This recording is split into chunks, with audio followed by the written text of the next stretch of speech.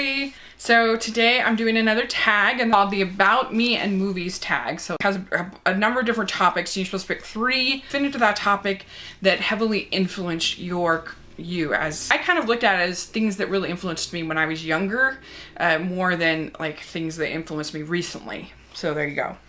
So the first topic is books. So the first 3, so the books that I thought of, well, the first one was To Kill a Mockingbird. So how wonderful the characters are and how I bonded emotionally with Scout and Atticus and the whole idea of honor, and that he is fighting a fight that he knows that he will lose, and there's just something so noble about that. And I love the way that she writes her characters, Harper Lee. I just think it's perfection, and yeah, it's just perfect. Second one that really influenced me is Little Women, and this was the first big book that I ever remember reading, and I was really proud of it. And I loved the character of Jo March and her sort of desire to make a difference and do something and not just sort of twiddle around. But then you also have Meg, who was very likable. You have Amy, who was kind of a brat, but she kind of kept things interesting in the story. Of course, you have Beth, who's sort of perfect, and I, of course, was devastated when Beth got sick, and I just loved that book growing up, and I still enjoy it even today. My third book that really influenced me as a child is Anne of Green Gables, and this has some similarities actually to Little Women, particularly between Jo March and Anne Shirley. They're both really kind of headstrong, both definitely characters I related to, both wanting to do things on their own, try their own way, and have their own way of looking at things. I love the way that Anne has her imaginary friends and the way that she sees things so much better than they really are, and there's sort of a heartbreak to that because of the life that she had before coming to Green Gables. I love the relationship between Anne and Matthew, and I love her friendship, her bosom buddy with Diana. There's humor.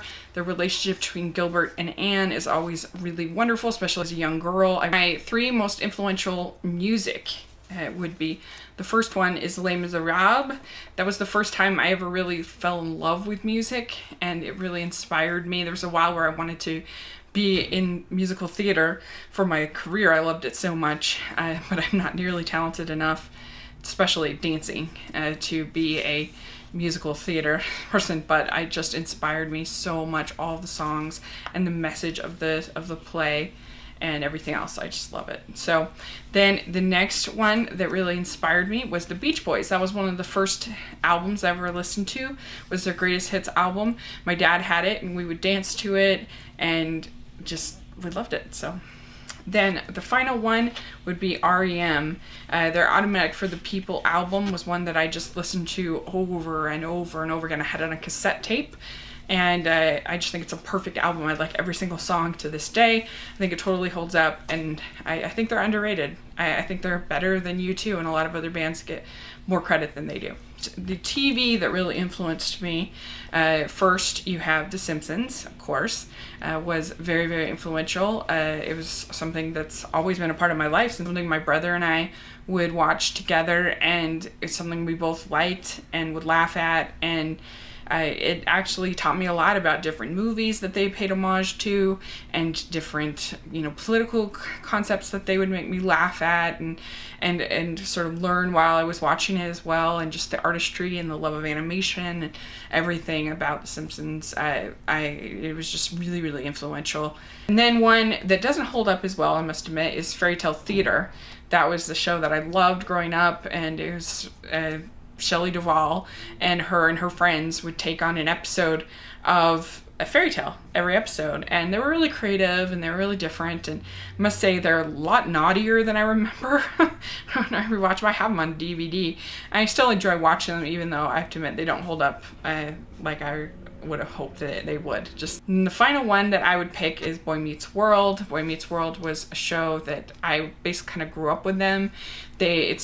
I knew it was cheesy back then. It was not like I was unaware, but they had great chemistry with all of the actors, and they, were open for teaching lessons and and also for making you laugh. And I just really enjoyed the journey with Corey and Topanga and Sean and everything else. So for movies, my first one, of course, was The Little Mermaid, and that was a movie that really inspired me. I loved the music, I loved the animation, the 1,000,000 bubbles, I love the ocean. I've always been a huge swimmer, so there's part of that, and just the whole idea of finding out who you are and then fighting for it. And Ursula's just such a great villain, so that was my favorite. And then I would say Home Alone was the first movie that really, really, really made me laugh hard. And it's just sort of an empowering story. Now seeing Kevin learn how to do all these new things and go shopping and do all the stuff on his own, that was very empowering for me as a little girl.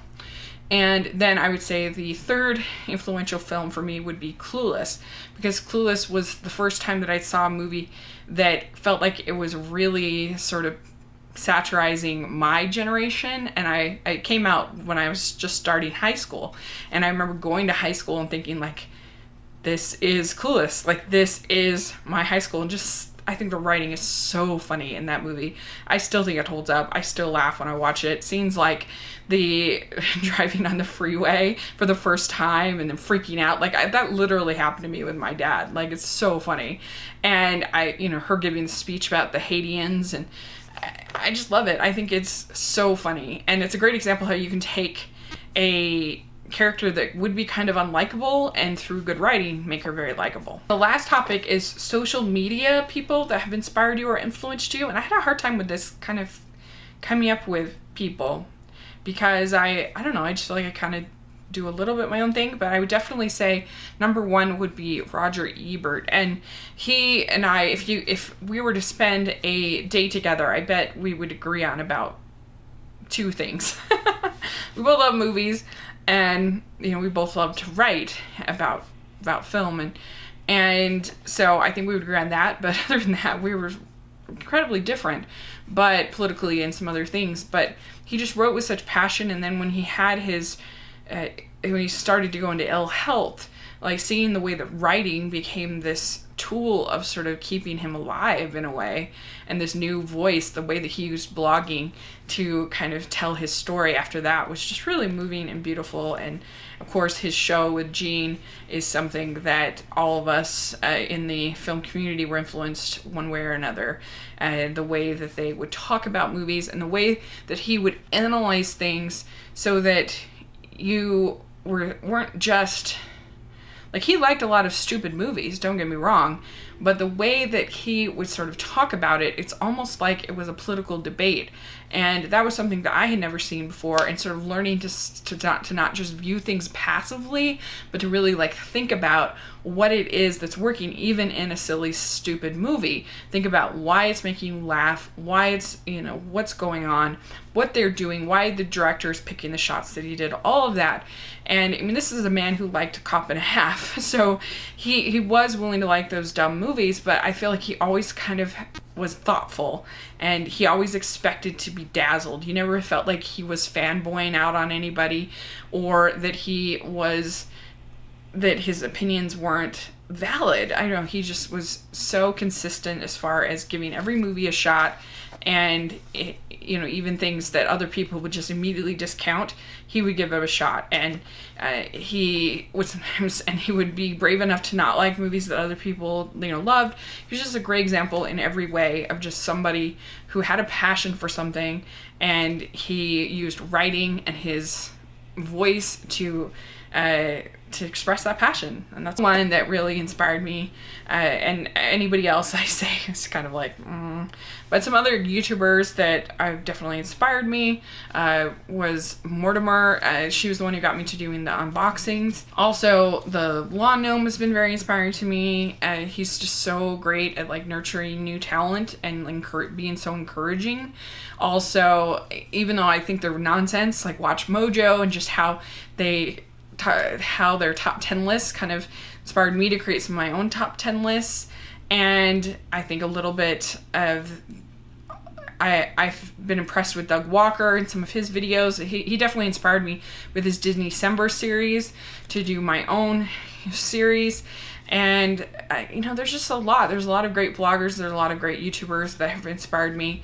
But one that inspired me as far as his podcasting is Rob's sister Nino over at Rob Has a Podcast. And he's just so authentic, and he's himself. And he breaks down reality TV in a funny, endearing way. And I think I would like to listen to his shows even if I'm not even watching the show. And I have done that actually in the past. He's just that good. Another one that I really love is the Car Talk guys, Ray and Tom over at Car Talk on NPR every Saturday morning. And I hate cars. I hate cars, hate dealing with cars, but they were so engaging and so funny. And fortunately, Tom has passed on, and I really felt sad. Like, I cried when I heard that, because he was just such a light. He was just such a happy presence every week, something I really looked forward to. So that made me sad. But they were just so themselves and just genuine and funny, and I'm just so cheerful. Like, I don't understand how anybody could like the Car Talk guys. They're so cheerful. Those are my three, I would say. Roger Ebert, Rob Sesternino, and the Car Talk guys are probably my three most influential social media kind of people. So I'll tag Nels Danberg on this one. He has a great little channel, and I highly recommend checking it out. He has really good, solid opinions, and I think he does a good job. So check out his channel. So thanks so much. Please subscribe to my channel, and I'll talk to you later. Bye!